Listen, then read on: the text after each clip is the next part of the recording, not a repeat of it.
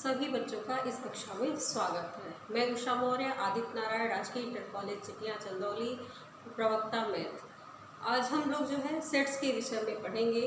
पिछले क्लास में हम लोगों ने जो है सेट्स के विषय में जान लिया था कि सेट्स क्या होता है और इसको हम कैसे निरूपित करते हैं। आज हम पढ़ेंगे सेट्स के क्या क्या प्रकार हैं। तो पिछले क्लास में हमने बताया था सेट्स। तो सेट्स क्या होता है कि वस्तुओं का सुपरिभाषित संग्रह ही सेट्स कहलाता है, समुच्चय कहलाता है। और उसको हमने बताया था कि निरूपित करने के दो तरीके हैं। पहला रोस्टर विधि है, उसके बाद जो है हमने दूसरा बताया था समुच्चय निर्माण विधि। इन दोनों विधियों के द्वारा हम इसको निरूपित करते हैं। आज हम देखेंगे कि समुच्चय के क्या प्रकार हैं। तो समुच्चय के प्रकार में हम देखते हैं, पहला समुच्चय के प्रकार में हम देखेंगे रिक्त समुच्चय। रिक्त समुच्चय, इसको हम लोग इंग्लिश में नल सेट भी बोलते हैं। रिक्त समुच्चय या इंग्लिश में नल सेट या एम्प्टी सेट। नल सेट या तो हम इसको एम्प्टी सेट भी कहते हैं। तो यह रिक्त समुच्चय किसे कहते हैं? तो ऐसा समुच्चय जिसमें कोई भी अवयव न हो, ऐसा समुच्चय जिसमें कोई भी अवयव न हो, उसको हम रिक्त समुच्चय, एम्प्टी सेट या फिर नल सेट कहते हैं। तो हमने क्या बताया कि ऐसा समुच्चय जिसमें कोई भी एलिमेंट न हो, इसको इस तरह से लिखेंगे, ऐसा समुच्चय जिसमें कोई भी अवयव न हो, जिसमें कोई भी अवयव नहीं, तो इसे हम कहेंगे रिक्त समुच्चय। एग्जाम्पल हम देखते हैं। तो एग्जाम्पल में अगर कोई सेट इस तरह से है तो आपका रिक्त समुच्चय कहलाएगा, या फिर इस तरह से है तो ये भी रिक्त समुच्चय का उदाहरण है। या फिर कोई इस तरह से है, कह रहा है कि कोई सेट इस तरह से, इसको समुच्चय निर्माण विधि से इस तरह से लिखा जा रहा है कि x such that x belong to natural number. x क्या है? Natural number. और यह जो है x का मान 2 से तो बड़ा है लेकिन 3 से छोटा। तो ऐसा कोई भी प्राकृतिक संख्या नहीं है जो 2 से बड़ी है और 3 से छोटी। तो इस तरह से हम इसको भी दिखा सकते हैं कि ये क्या है? रिक्त समुच्चय है। इसमें कोई भी अवयव ऐसा नहीं है जो प्राकृतिक संख्या 2 और 3 के बीच प्राप्त होगी।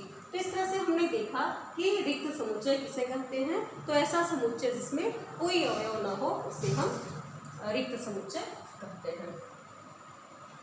दूसरा है हमारा एकल समुच्चय। एकल समुच्चय, सिंगलटन सेट। एकल समुच्चय, सिंगलटन सेट।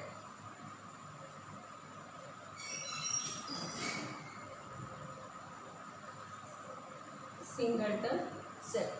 तो यह एकल समुच्चय किसे कहते हैं? ऐसा समुच्चय जिसमें केवल एक अवयव हो, ऐसे समुच्चय को हम कहते हैं कि यह एकल समुच्चय है। तो इसको हम लिखेंगे, ऐसा समुच्चय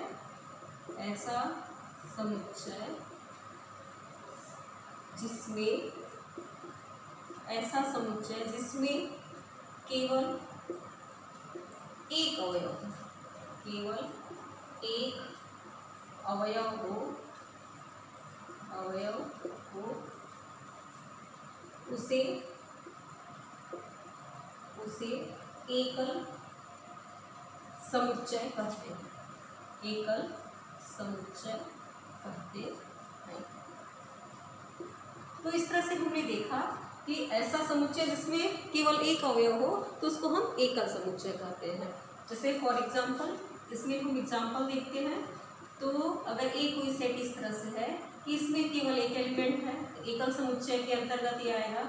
अगर यह इस तरह से है तो ये भी एकल समुच्चय है। अगर कोई सेट इस तरह से है कि x such that x belong कर रहा है नेचुरल नंबर में, और यह जो है 2 से तो बड़ा है लेकिन 4 से छोटा, तो एक एलिमेंट मिल जाएगा। 2 और 4 के बीच में कोई प्राकृतिक संख्या क्या मिलेगी? 3 मिलेगी, तो केवल एक अवयव मिलेगा। तो यह सब एग्जाम्पल जो है आपको एकल समुच्चय के मिल जाएंगे। इसी तरह से अगला हम देखते हैं, परिमित समुच्चय, तीसरा है हमारा परिमित समुच्चय। तो परिमित समुच्चय फाइनाइट सेट, परिमित समुच्चय, इसको हम लोग बोलते हैं फाइनाइट सेट,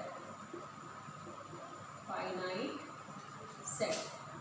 तो यह क्या होता है कि ऐसा समुच्चय जिसमें अवयवों की संख्या निश्चित हो, उसको हम कहते हैं कि यह क्या है, परिमित समुच्चय है। तो इसमें अवयवों की संख्या निश्चित होनी चाहिए। तो हम लिखेंगे कि ऐसा समुच्चय, ऐसा समुच्चय जिसमें अवयवों की संख्या निश्चित हो, ऐसा समुच्चय जिसमें अवयवों की संख्या निश्चित हो, की संख्या निश्चित हो, उसको हम लोग कहते हैं, तो उसे परिमित समुच्चय कहते हैं, उसे परिमित समुच्चय कहते हैं।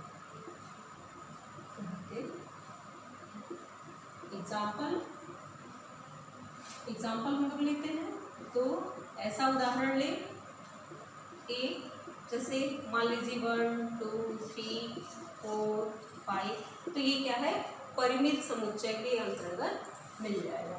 या फिर हम ऐसी संख्याओं को ले, जैसे यह कह सकते हैं कि x such that x belongs to natural number, और यक्स की वैल्यू जो है 1 से तो बड़ी है लेकिन 50 से छोटी, ये भी निश्चित है। तो इस तरह से हम यह देख रहे हैं कि ऐसा समुच्चय जिसमें अवयवों की संख्या निश्चित हो, उसको हम कहते हैं, ये क्या है, परिमित समुच्चय है। अब हम अगला चौथा देखेंगे, अपरिमित समुच्चय। तो अपरिमित, जैसा कि नाम है अपरिमित, इनफाइनाइट सेट, अपरिमित समुच्चय, इसको हम लोग इंग्लिश में बोलते हैं इनफाइनाइट सेट, इनफाइनाइट सेट। तो इसको इस तरह से परिभाषित करेंगे कि ऐसा समुच्चय जिसमें अवयवों की संख्या निश्चित न हो, तो उसको हम कहेंगे कि यह क्या है, अपरिमित समुच्चय। तो इसको इस तरह से लिखते हैं, ऐसा समुच्चय, ऐसा समुच्चय जिसमें अवयवों की संख्या, अवयवों की संख्या निश्चित न हो, निश्चित न हो, उसको हमें, तो उसे हम, उसे अपरिमित समुच्चय कहते हैं, अपरिमित समुच्चय कहते हैं। तो इसमें हम लोगों ने देखा कि अवयवों की संख्या निश्चित नहीं है। तो हम ऐसा सेट कोई बनाते हैं, एग्जाम्पल इसका हम देखते हैं। तो ए सेट इस तरह से है कि इसमें अवयवों की संख्या निश्चित नहीं है, तो ये क्या हो जाएगा, आपका अपरिमित समुच्चय के अंतर्गत। इस तरह से आप और सब एग्जाम्पल दे देंगे। बी कोई सेट है, मान लीजिए कि ये है 2 4 6, इस तरह का है सेट। तो कहने का मतलब है कि जिसमें अवयवों की संख्या निश्चित न हो, उसको हम अपरिमित समुच्चय कहते हैं, और जिसमें अवयवों की संख्या, जिस समुच्चय में अवयवों की संख्या निश्चित हो, उसको हम परिमित समुच्चय कहते हैं। इस तरह से हमने 4 देखा। पहला देखा एक रिक्त समुच्चय, उसके बाद एकल समुच्चय, और तीसरा परिमित, और चौथा अपरिमित समुच्चय। अब हम देखेंगे ऐसा समुच्चय। अब तुलनात्मक ढंग से कुछ समुच्चय को देखेंगे, जैसे समान समुच्चय हुआ, समतुल्य समुच्चय हुआ, विसंगत समुच्चय हुआ। तो यहाँ हम 2 समुच्चयों की बात करेंगे। यह अभी तक हम लोगों ने देखा एक ही तरह के समुच्चय थे। तो अब हम देखते हैं समान समुच्चय। समान समुच्चय, समान समुच्चय, तो जैसा समान समुच्चय, तो ऐसा समुच्चय जिसमें अवयव की संख्या और अवयव दोनों क्या है, समान हो। ऐसा समुच्चय, ऐसा समुच्चय जिसमें अवयव की संख्या, अवयव की संख्या और अवयव और जो उसमें एलिमेंट होंगे अवयव दोनों समान हो तो इसको हम कहेंगे ये क्या है, समान समुच्चय। तो एग्जाम्पल इसका हम लेते हैं समान समुच्चय। तो हमने बताया ऐसा समुच्चय जिसमें अवयव की संख्या और अवयव दोनों समान है। तो एग्जाम्पल लेते हैं। तो एग्जाम्पल में अगर ए आपको दिया हुआ है 1 2 3 और बी कोई सेट दिया हुआ है 3 2 1, तो इसमें हम देख रहे हैं कि अवयव की संख्या भी समान है और अवयव भी समान है, तो इसको हम कहेंगे कि ए और बी दोनों क्या है, समान समुच्चय।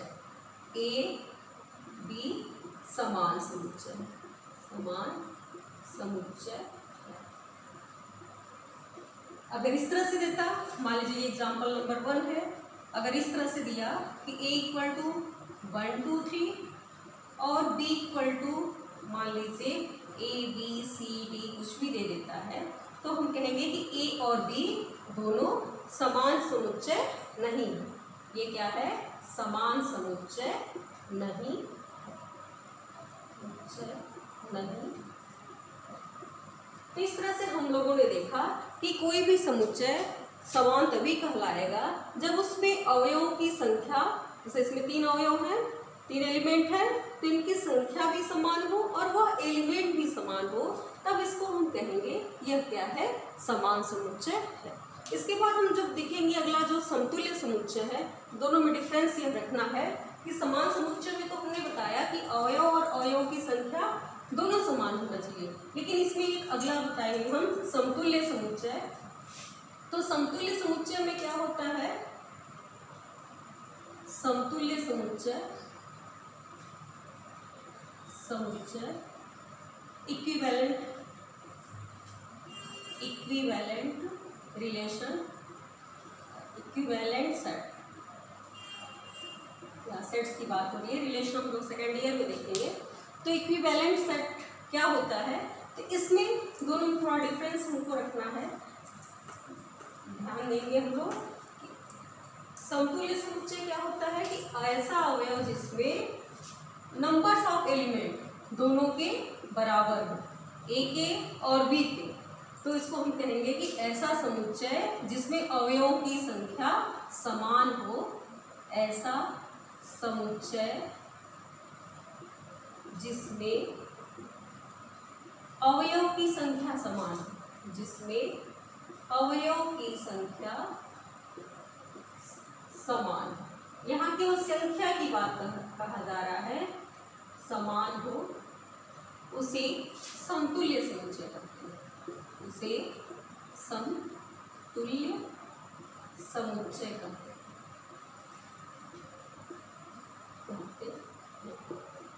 तो इसमें एलिमेंट्स, नंबर्स ऑफ एलिमेंट्स जो है दोनों पे इक्वल होने चाहिए। एग्जाम्पल से हम लोग अभी क्लियर कर लेते हैं कि एग्जाम्पल मान लीजिए इस तरह से दिया हुआ है कि अगर ए सेट अभी जो हम लोगों ने लिया था 1 2 3 और बी सेट अगर आपका ए बी सी यह बी होता है, तो यह दोनों क्या है, numbers of A equal to numbers of B है।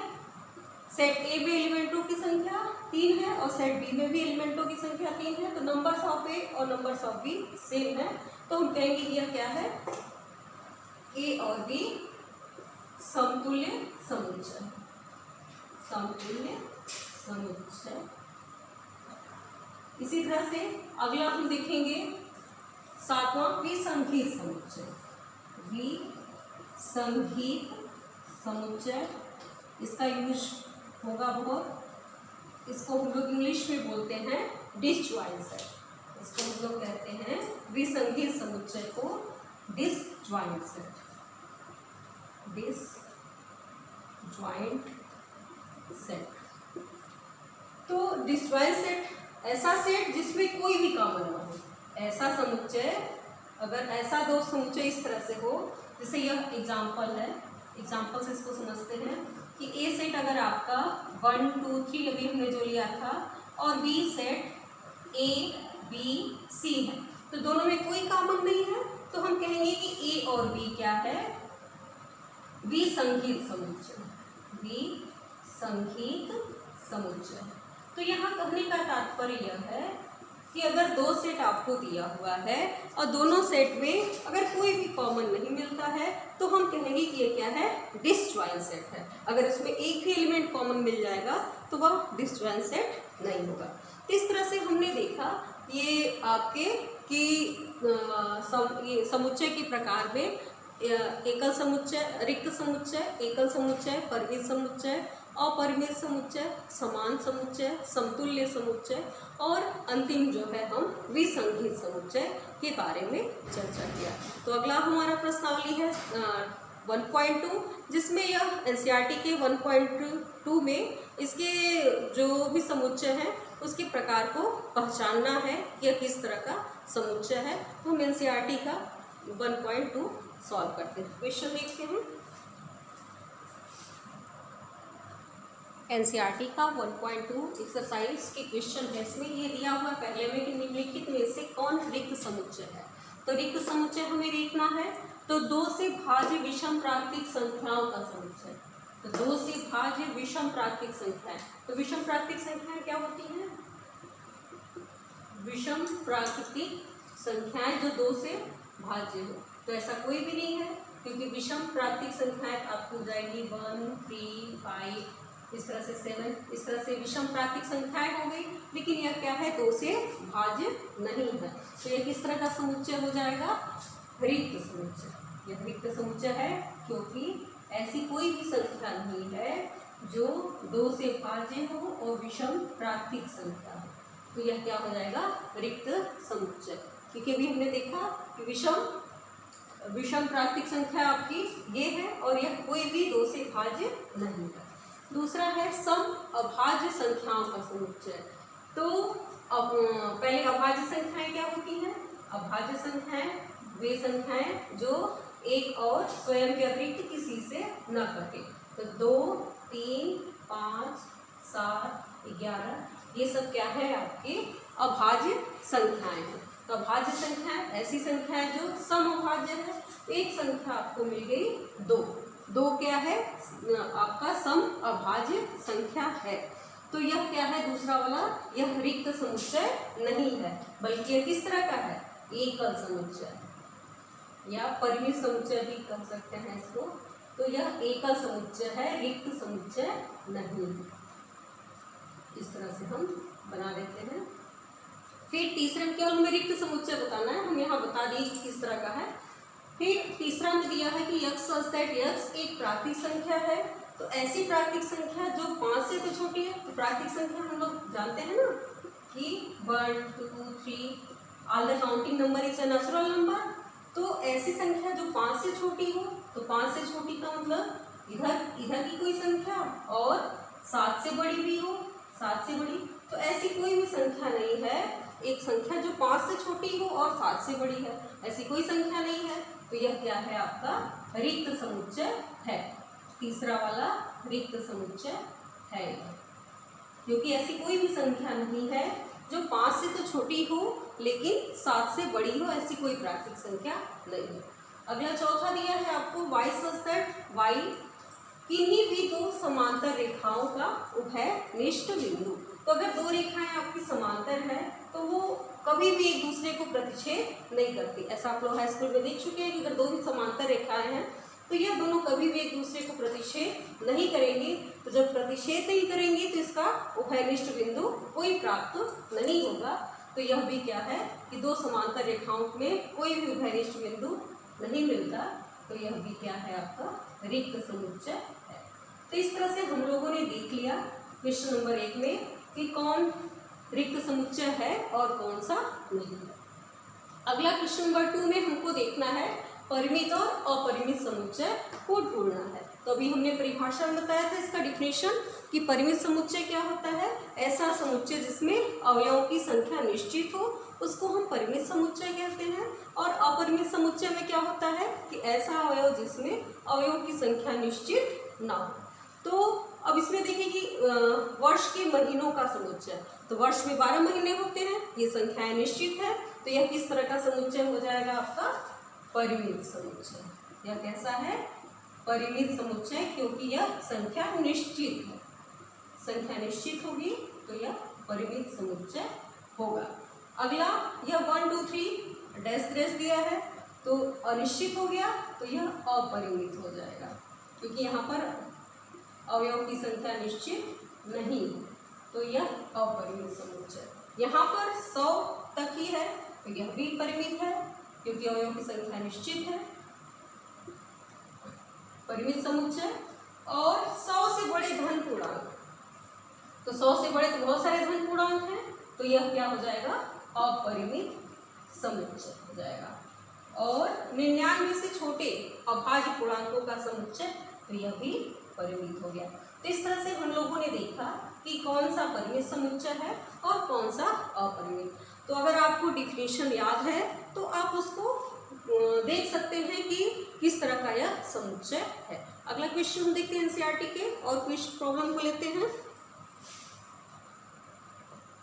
एनसीईआरटी की क्वेश्चन है, इसमें आपको देखना है कि कौन दोनों समान है। ए और बी समान कौन है? तो ए इक्वल टू दिया है आपको ए बी सी डी, और बी में इसमें जो है डी ई बी ए। तो हमने यह बताया था कि समान समुच्चय होने के लिए इसमें अवयवों की संख्या भी समान होनी चाहिए और अवयव भी समान होना चाहिए। तो पहला वाला दोनों बराबर है, संख्या भी 4 है, ए बी सी डी, और इसमें भी ए बी सी और डी। अगर ये सी है तो यह दोनों क्या है? समान है। तो यहाँ हम पहला कहेंगे कि ए और बी समान समुच्चय है। दूसरे में क्या है कि यह जो है ए जो है 4 8 12 और 16 है, और बी क्या है? 4 तो है, 8 भी है, लेकिन 12 नहीं है, न 12 है और न ही 18। तो ए और बी यह समान समुच्चय नहीं है, यह दूसरा क्या होगा? समान नहीं है। तीसरे वाले में ए दिया है 2 4 6 8 और 10, और दूसरा कह रहा है कि यक्स क्या है? एक धन पूर्णांक है। यक्स क्या है? हमारा एक धन पूर्णांक है जो 10 और 10 से छोटा है। तो धन पूर्णांक का मतलब कि सम धन पूर्णांक का मतलब यही हो जाएगा आपका 2 4 6 8, 10 से ऊपर नहीं जाना है, तो वही संख्या है 2 4 6 8 और 10। तो यहाँ हम दिखाएंगे कि ए और सी क्या है? बराबर है। यह दोनों क्या है? बराबर है, तो यह जो है समान हो जाएंगे। फिर ये चौथे में क्या दिया हुआ है कि यक्स जो है, यक्स यक्स संख्या 10 का गुणज। तो 10 का गुणज क्या हो जाएगा? यह 10 20 30 40 इस तरह से मिलेगा 10 का गुणज। और यह हम देख रहे हैं कि 10 15 20 25, यह तो 5 का गुणज है, तो यहाँ पर ए और बी समान नहीं है। तो इस तरह से हमने देखा कि कौन सा समुच्चय समान है और कौन सा समुच्चय समान नहीं है। तो जिसके एलिमेंट और नंबर्स ऑफ एलिमेंट और एलिमेंट दोनों बराबर होंगे, वह जो है हमारा समान समुच्चय कहलाएगा। फिर इसमें भी आपको समान समुच्चय खोजना है। तो ए तो दिया हुआ है 2 3, लेकिन बी में दिया हुआ है एक समीकरण की तरह दिया हुआ है। तो जो समीकरण दिया है इसको हम हल करेंगे पहले, और देखेंगे इस सेट में जो यक्स है क्या हुआ 2 3 है या फिर कुछ इससे अलग। इसको सॉल्व किया जाए पहले। तो x² + 5x + 6 = 0। तो इसका हम गुणनखंड करेंगे तो यह मिल जाएगा 3 × 6 3x + 2x + 6 = 0, और x कॉमन ले लेंगे तो x + 3 और +2 लेंगे x + 3 = 0। तो x + 3 और x + 2 = 0। तो x बराबर हमें -2 और -3 मिलेगा। तो जो सेट है आपका बी सेट क्या मिलेगा? बी सेट आपको मिलेगा -2 और -3, लेकिन ए सेट में 2 और 3 है और बी में -2 -3, तो ए और बी यहाँ समान नहीं है। यहाँ पर ए और बी समान नहीं है। क्यों? क्योंकि ये जो है इसके अवयव अलग अलग हैं। फिर आपका पांचवे का दूसरा जो क्वेश्चन है, ए दिया है कि यक्स शब्द फॉलो का एक अक्षर। तो फॉलो का एक अक्षर बनाएंगे तो यह क्या बनेगा? ए = फॉलो में कौन कौन से लगे हैं? F O L और W, इन चारों से मिलकर बना हुआ है फॉलो। किसी को भी रिपीट नहीं करना है, क्योंकि समुच्चय यह कहता है कि कोई भी अवयव एक बार ही लिखना है। सुनिश्चित और सुस्पष्ट होगा तभी वह समुच्चय होगा। और बी में क्या है कि ओल्ड का एक अक्षर है, तो इसके सारे अक्षर वही हैं, W O L और F। तो 4 अक्षरों से यह भी मिलके बना है और यह भी मिलके बना है, तो इसको कहेंगे कि A और B दोनों क्या है, समान समुच्चय है। तो इस तरह से आज हम लोगों ने देखा कि समुच्चय के प्रकार में कि समुच्चय क्या है और उसके प्रकार क्या क्या हैं, और उससे रिलेटेड या प्रश्नावली 1.2 के बारे में चर्चा किया। तो हमें उम्मीद है कि बच्चों को यह समझ में आया होगा। और 1-2 क्वेश्चन है जिसको बच्चे सॉल्व करेंगे।